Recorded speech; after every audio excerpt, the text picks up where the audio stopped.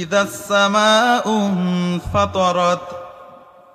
যখন আল্লাহ রাব্বুল আলামিন হযরতে ইসরাফিল আলাইহিস সালামকে সিংহায় ফুৎকার দিতে বলবেন, তখন ইযা জুলজিলাতিল আরদু জিলজালাহা, তখন পৃথিবীটাকে প্রবল বেগে কম্পিত করা হবে। আর সেই দিন ইদাস সামাউ ফাতারাত, আকাশটা ফেটে চৌচির হয়ে যাবে, আকাশটা ফেটে চূর্ণ বিচূর্ণ হয়ে যাবে।